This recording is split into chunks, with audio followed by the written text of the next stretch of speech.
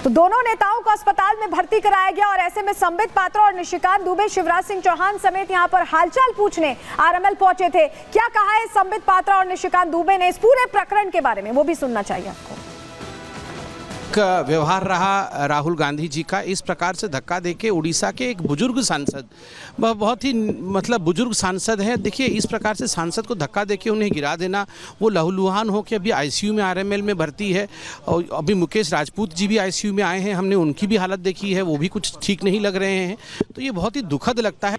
आज जब भारतीय जनता पार्टी के लोग प्रदर्शन कर रहे थे तो कांग्रेस किस आधार पर बीच में घुस गई? रोज तो मकरद्वार को वो घेरते हैं, लेकिन इसका मतलब यह है कि वो सामंतवादी हैं और उनका एकमात्र उद्देश्य गुंडागर्दी करना है। उनका एकमात्र उद्देश्य डरा धमका कर जो है भारतीय जनता पार्टी के सांसदों को काबू करना है।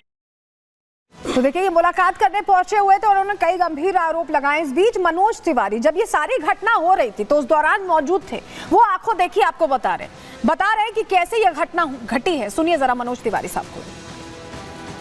वो सामने आके और पहले हटो, अब एवरीबॉडी वाज सरप्राइज्ड, कह रहे भाई आप जाओ, हम प्रदर्शन कर रहे हैं, प्रदर्शन को थोड़ी कोई दूसरी पार्टी डिस्टर्ब करती है। जब ये बात नहीं बनी, यूं हाथ लगाया, आप तो बहन हो, देखो यूं हाथ लगा के और ऐसे धक्का दिया, पूरा पावर दिखाते हुए फिजिकल। और मुकेश राजपूत वहां से गिरे, उनके पीछे बगल में प्रताप सारंगी थे, वो तो बेचारे जमीन पे गिर गए, और भी 2-4 सांसद गिरे, भी पता नहीं चल रहा कौन कौन घायल हैं।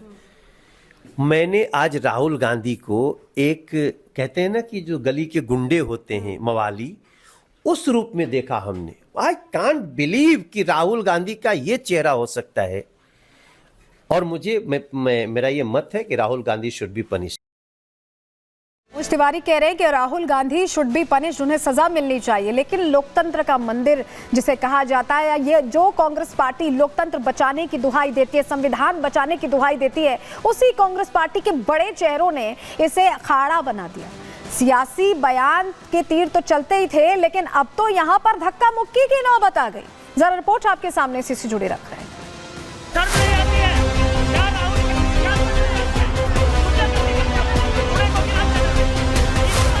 और जो लोग अपने आप को हिंदू कहते हैं वो 24 घंटा हिंसा हिंसा हिंसा, नफरत नफरत नफरत। सियासत में हर बयान का कोई ना कोई मतलब होता है। जिस संसद में खड़े होकर राहुल गांधी रिपोर्ट पर वापस लौटेंगे, लेकिन शिवराज सिंह चौहान इसी मामले को लेकर संबोधित कर रहे हैं। पहले उनके पास लिए चल रहे हैं आपको। लेकिन उन्होंने क्षमा नहीं मांगी। मुझे तो समझ में नहीं आया कि उन्होंने प्रेस की क्यों। उस प्रेस से भी उनका अहंकार झलक रहा था। आज मेरा मन भारी है, व्यथित है, पीड़ा से भरा हुआ है। मैं 1 दर्जन बार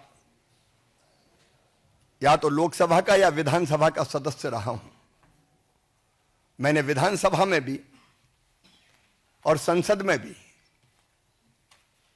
चाहे माननीय सांसदगण हो या विधायकगण हो, उनके आचरण को देखा है, उनके व्यवहार को देखा है। लेकिन आज जो कुछ संसद में हुआ, उसकी कल्पना भी नहीं की जा सकती। अशालीन, अशोभनीय, उदंड और गुंडागर्दी से भरा व्यवहार, जिसकी सभ्य समाज कल्पना नहीं कर सकता। मित्रों, सांसद या किसी दल के सांसदों को यह अधिकार है कि वो किसी बात पर विरोध प्रकटीकरण करें। कांग्रेस भी कई दिनों से विरोध प्रकट कर रही थी। मकरद्वार पर उनके सांसद इकट्ठा होते थे, तब हम लोगों को भी जाना होता था तो हम तो या तो द्वार ही बदल लेते थे कि शार्दुल गेट से चले जाओ, या पास में जो स्पेस होता था उसमें से चुपचाप निकल के अंदर चले जाते थे। आज जब भारतीय जनता पार्टी के सांसद मकरद्वार पर विरोध का प्रकटीकरण कर रहे थे, तब राहुल भी आए। सुरक्षा कर्मियों ने उनको कहा कि साइड में जो स्पेस है आप जाने के लिए उसका उपयोग करें। लेकिन जानबूझकर, सोच समझकर राहुल गांधी हमारे सांसदों के बीच में पहुंच गए। और न केवल बीच में पहुंचे, उन्होंने ऐसा व्यवहार किया, कोई कल्पना कर सकता है? धक्का मुक्की, गुंडागर्दी।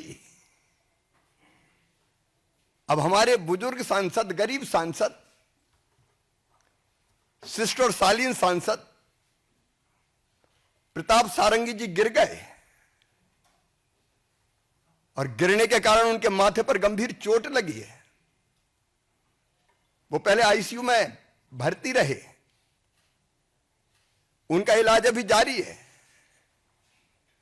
मुकेश राजपूत जब मैं देखने गया होश में नहीं थे, उनकी एमआरआई की जा रही है।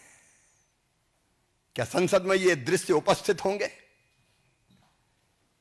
क्या तर्कों का सहारा लेने के बजाय शारीरिक ताकत का प्रयोग किया जाएगा? और कहते हुए भी मुझे शर्म आती है।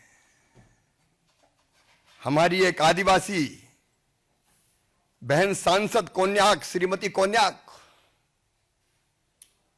उन्होंने जो कुछ कहा है,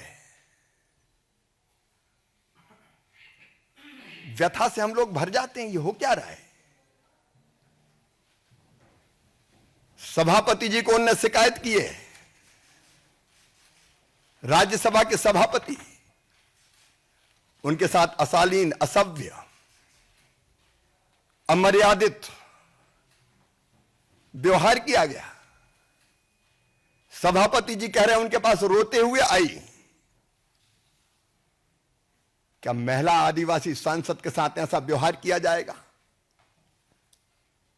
क्या उनके इतने निकट पहुंचे कि वो असहज हो जाएं, कहें अरे ये धरती वो धरती जहां कहा गया यत्र नार्यस्त पूजनते रमनते तत्र देवता। मां, बहन और बेटी का सम्मान भारत की प्राथमिकता रही है। और मैं तो शासकीय कार्यक्रमों में जब भी जाता हूं बेटियों के पैर धोता हूं, लेकिन महिला, आदिवासी महिला सांसद के साथ यह व्यवहार कभी कोई कल्पना कर सकता है क्या? क्या हो गया है राहुल गांधी को? क्या हो गया है कांग्रेस को? और इसके बाद 2 बजे जब हम लोकसभा में पहुंचे तो कांग्रेस के सांसदों ने सारी मर्यादा तोड़ दी, अध्यक्ष की आसंदी के ऊपर चढ़ गए। मैंने तो आज तक नहीं देखा कि अध्यक्ष की आसंदी के ऊपर चढ़ जाए सांसद। आसंदी की मर्यादा को पैरों तले रौंदा गया है। आज लोकतंत्र की धज्जियां उड़ाई गई है, संविधान को कुचला गया है, डेमोक्रेसी को कलंकित करने का पाप कांग्रेस ने किया है, इंडी गठबंधन के लोगों ने किया है। और इसके लिए देश उन्हें माफ नहीं कर सकता। मैं राहुल गांधी से पूछना चाहता हूं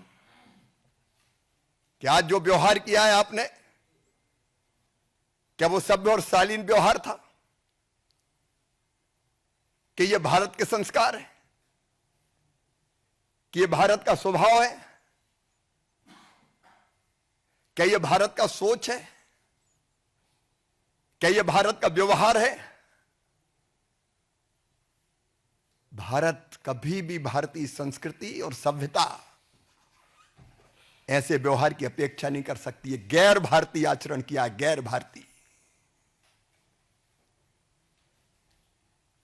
मैं तो अचंभित हूं।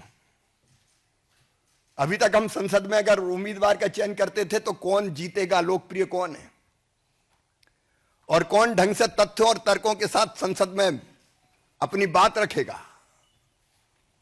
लेकिन कांग्रेस तो धारा बदल रही है। शारीरिक ताकत का प्रयोग होगा अब संसद में। पहलवान जाएं, गुंडे जाएं, उठा के पटक के फेंकने वाले जाएं। किस दिशा में कांग्रेस लोकतंत्र को ले जा रही है? यह केवल अशोभनीय नहीं है, केवल निंदनीय नहीं है, शर्मनाक है। और मेरा सिर तो शर्म से झुक गया। आज हमारे सांसदों ने इसकी शिकायत भी की है, कंप्लेंट भी की है।